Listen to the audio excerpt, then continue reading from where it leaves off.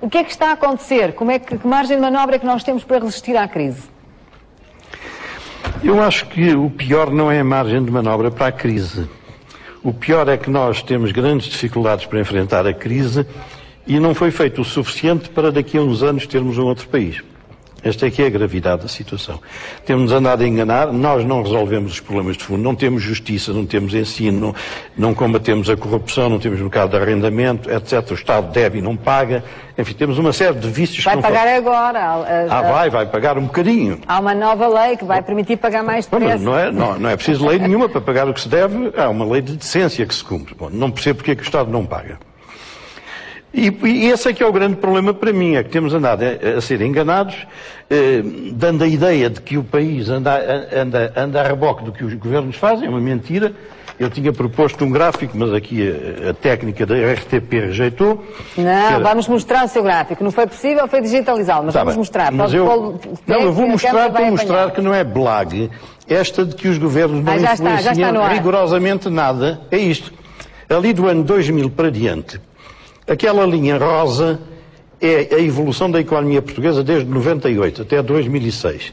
E nós vemos que em 98 e 99 e 2000 nós andámos acima da Europa, que é a linha verde, e depois de 2000 temos vindo a cair sempre. Aquela linha rosa lá em cima foi assim, não foi por virtude nossa. Como os juros baixaram, o pessoal começou a consumir e, portanto, o produto... E agora estamos a pagar os excessos daquele tempo. Nogueira Leite, acho que era secretário de Estado naquele tempo. Você foi, não foi? Foi. Ele foi que sabia do problema. Então está aqui uma testemunha ocular. E desde 2000 não é por defeito dos governos. A nossa economia acompanha a economia europeia. Reparem que a linha verde e a linha cor-de-rosa, quando sobe uma, sobe outra. Porque é o seguinte, quando os governos dizem que estão a fazer coisas e que a economia está a responder, é mentira, como aquele gráfico mostra. Portanto, nós na conjuntura, no médio prazo e no curto prazo, não fazemos coisa nenhuma. Os governos não fazem nada que seja útil ou que seja excessivamente útil. É só conversa e, portanto, não acreditem. No longo prazo, também não fizemos nada para resolver o longo prazo. E esta é que é a angústia da economia portuguesa. Quer dizer, está-se agora a tratar neste tarantantam por causa do petróleo, da comida e dos juros e não sei o quê, mas é um tarantantam que nos veio chamar mais cedo para a nossa realidade. E é desta realidade, desta verdade, que os portugueses têm de convencer. Nós, no mínimo, acompanhamos a Europa um bocadinho abaixo. Portanto, o doutor considera que a crise estrutural que o país tem, que é uma crise estrutural, é muito mais grave do que esta pontual muito mais grave, que está a acontecer dos combustíveis ou da comida ou das matérias-primas? Deixa os combustíveis, isso não é o problema mais sério. É sério, mas não é o mais sério. O nosso problema sério é que nós fomos desmantelando o aparelho produtivo. Nós temos hoje uma indústria mínima. Eu ainda ontem, para vir aqui, estive a fazer contas, os serviços, ser banca, hotéis, restaurantes, turismo, representam 70% do valor acrescentado em Portugal. 70%. E a gente não exporta serviços. O único serviço que a gente exporta é o turismo, que vale qualquer coisa, 4 mil milhões de euros em 2007. E porque é o seguinte, esta falta de uma capacidade industrial, que está a desaparecer todas as quinzenas, como se sabe, fecha aqui, fecha ali, fecha acolá, foram as indústrias do tempo da EFTA, que vieram para aqui nos anos 60, por causa da mão de obra barata e da facilidade com que nós exportávamos para os países da EFTA. Bom, isso acabou, eles estão a ir embora. E não substituímos por nada. Andamos a substituir por conversa. E, portanto, o nosso problema é grave hoje e é um problema dificílimo amanhã. Dizer mal. O Dr. Basílio Horta conhece-me, estivemos juntos na política, ele era deputado, eu era ministro, portanto, conhecemos há muito tempo. O senhor esteve no CDS. E ele sabe, estou. Está ainda. Ele sabe que eu estive sempre no mesmo lugar e sempre dizendo as mesmas coisas. Há 30 anos que digo as mesmas coisas. E o país está do estado em que está. Bom, esta mensagem é uma mensagem errada do Dr. Basílio Horta, porque ele está convencido que o país se mobiliza com conversa. E o país tem que se mobilizar com verdade. Portugal não tem um futuro satisfatório se não for a partir da verdade.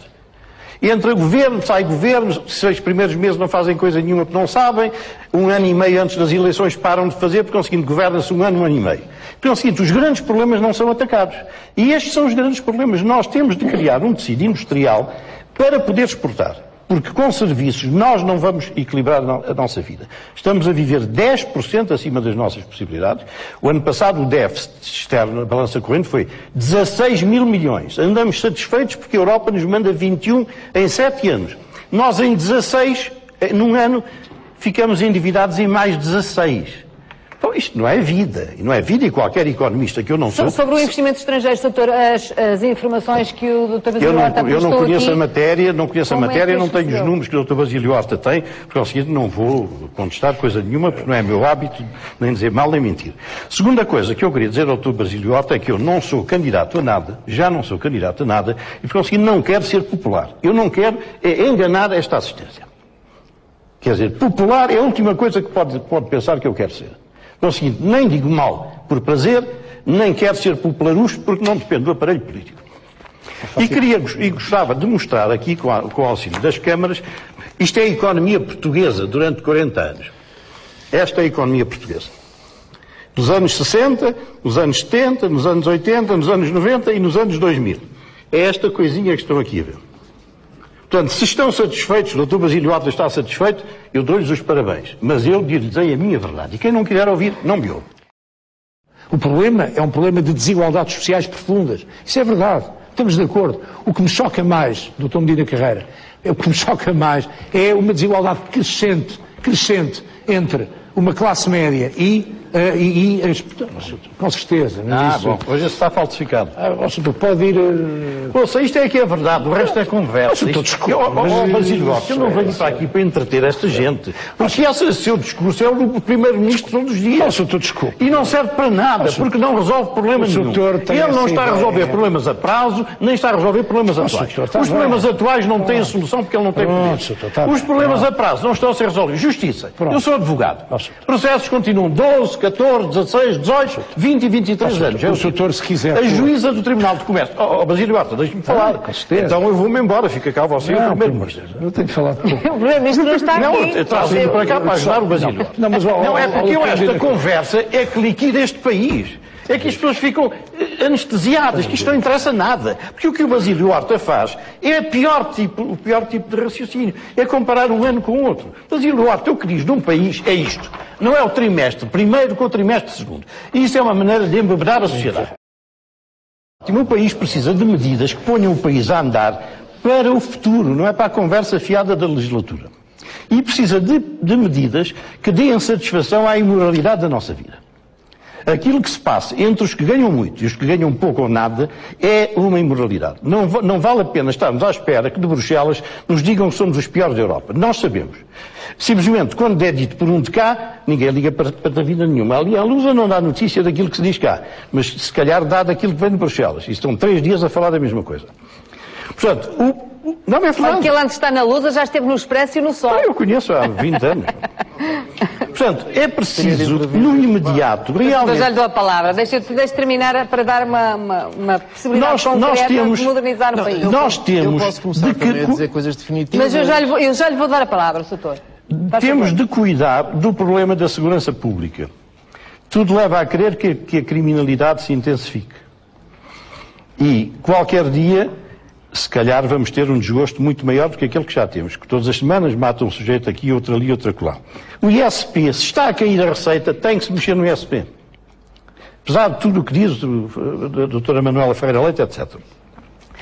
E isto é para o imediato. Agora, para o futuro, é sempre o velho problema. Ali o nosso amigo da Lusa diz que nunca me ouviu dizer solução nenhuma. Olha, pagar o que o Estado deve, desde já.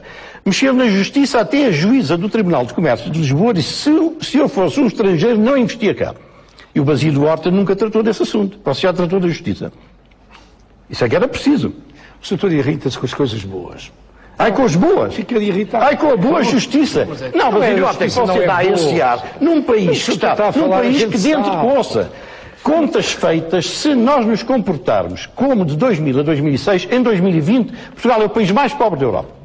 É esse o resultado dessa mensagem. Os portugueses têm que ser mobilizados pela coragem e pela verdade.